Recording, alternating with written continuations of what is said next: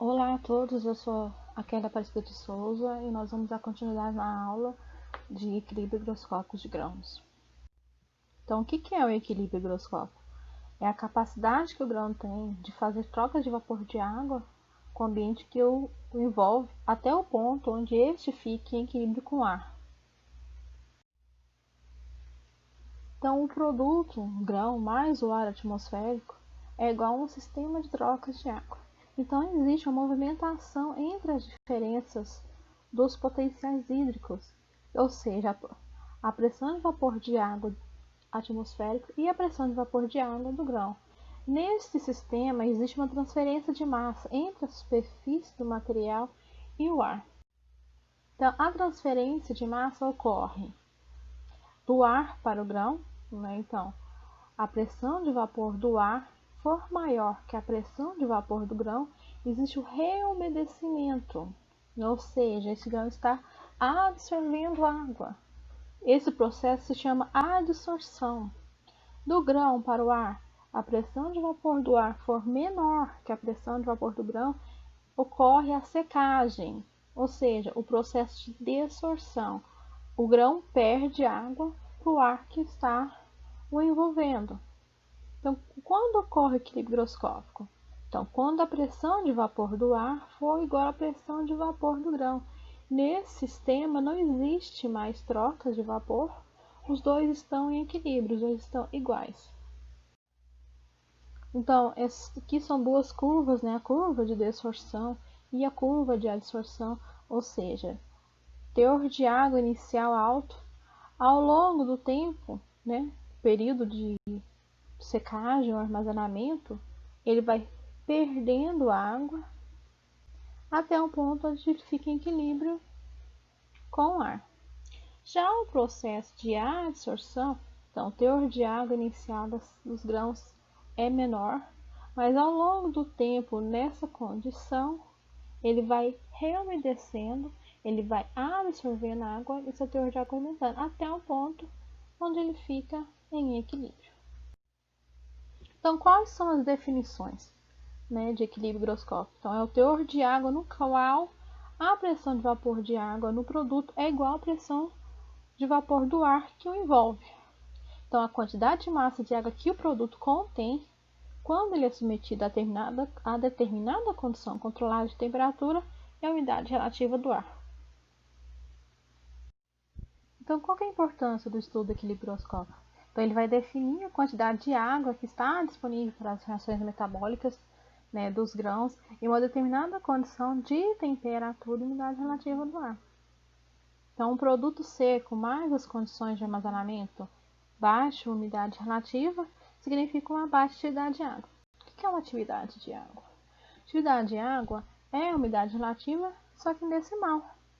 A atividade de água que vai definir a quantidade de água que tem disponível, né, no grão para que ocorram as reações metabólicas. Então, a afinidade que a água tem com óleo, carboidrato e proteína também vai definir a higroscopicidade. Então, quais são os fatores que vão afetar o equilíbrio higroscópico? Então, a proporção, né, das reservas acumuladas, né, pelos grãos, né, ou seja, se é uma oleaginosa, amilácea, uma proteica. A umidade relativa e temperatura do ar, os fatores mais importantes. A permeabilidade do tegumento, qual que é esse grão, a capacidade que esse grão tem de permitir as trocas de água com ar. E se esse grão tem algum dano físico, né? A integridade dessas sementes. Né? Então, assim, se tiver alguma injúria mecânica, tudo isso vai influenciar no equilíbrio higroscópico. Temperatura e umidade relativa. Então, ou seja, se o produto estiver em um local com umidade relativa constante, então quanto maior a temperatura, menor será o teor de água de equilíbrio dos grãos. Mas se ele tiver um local com temperatura constante, quanto maior a umidade relativa, maior o teor de água de equilíbrio desses grãos. Então, vamos observar aqui nesse gráfico temperatura versus umidade relativa variando ao longo do dia. Então, e observar, quando a umidade relativa do ar está alta, a temperatura está baixa. Então, a água do ar reduz a temperatura. Mas conforme a umidade relativa vai reduzindo, tem-se um aumento da temperatura. Ou seja, durante o dia tem uma oscilação muito grande entre temperatura e umidade relativa, em locais onde não tem controle. Então, isso mostra como que vai ser o comportamento desses grãos no local quando ele estiver armazenado. Então, nessa tabela aqui, nós vamos observar, né, que tem 3 espécies, né, feijão, soja e sorgo, temperaturas 20, 28, 36, e umidade relativa 30, 40, 50, 60, 70, 80, né, e demonstrando quais são os valores de teor de água de equilíbrio quando eles estão armazenados nesses locais com essas condições. Então, vamos observar que quando se isola a temperatura, quando tem uma temperatura constante, com o aumento da umidade relativa, tem-se um aumento dos teores de água, né, em todos os 3 produtos. Mas quando a umidade relativa está constante, com o aumento da temperatura em 16 graus, tem-se uma redução do teor de água, mas muito baixa. Então, ou seja, o que está demonstrando que a umidade relativa influencia muito mais no aumento do teor de água do que a temperatura, mas as duas trabalham em conjunto. Mas vamos observar aqui a espécie de feijão, de soja, né, e de sorgo. Observa-se as diferenças dos teores de água. Mesmo os produtos estão nas mesmas condições de armazenamento, os teores de água são diferentes. Isso é em função da composição química. A composição química também vai influenciar na quantidade de água que esse produto vai absorver ou vai perder ao longo do tempo.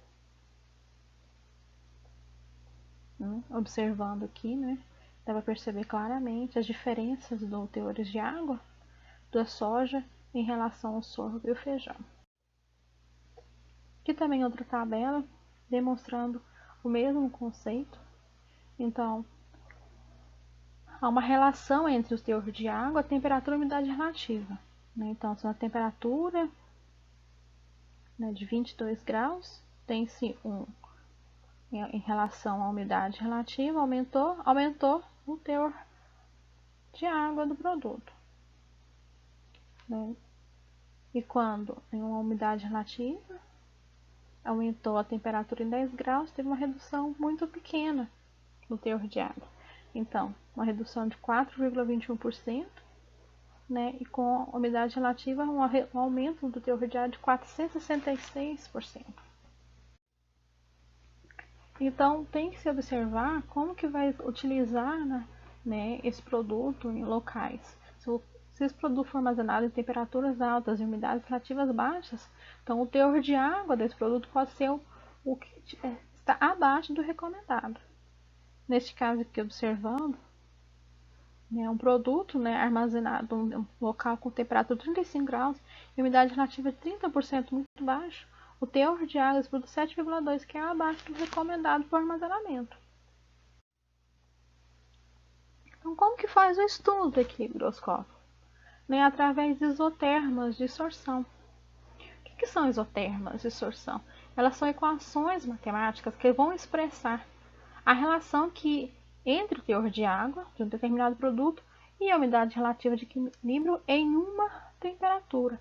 Isoterma, uma temperatura. Então, ela vai definir quais são os pontos de equilíbrio dos grãos em diferentes umidades relativas, né, e ver qual que vai ser o comportamento desse grão, né, durante este processo de aumento de temperatura e redução de umidade relativa, aumento de umidade relativa e redução de temperatura. É isso que a isoterma vai estudar. Então, qual que vai ser a importância de estudar essas isotermas, né? Elas vão definir qual que vai ser o limite máximo para que ocorra a secagem desse produto, até que ponto que seca naquela determinada condição de temperatura e umidade relativa, e é usado nos cálculos de secagem, né? Então ele vai estimar qual que vai ser a mudança do teor de água sob as determinadas condições de temperatura e umidade relativa, e qual que vai ser o teor de água que é propício, né, ao início de atividades de agentes que irão provocar a deterioração desse produto. Então pode prevenir a deterioração, né, e a perda de qualidade do produto fazendo esse estudo das isotermas. Então, exemplo de isoterma. Nesse gráfico aqui, observa-se que temos 3 isotermas. Cada isoterma, cada temperatura é uma isoterma. Temos 3 temperaturas e uma isoterma. Ao longo, né, do aumento da umidade relativa, que vai de 0 a 100%, né, temos 3 teores de água diferentes.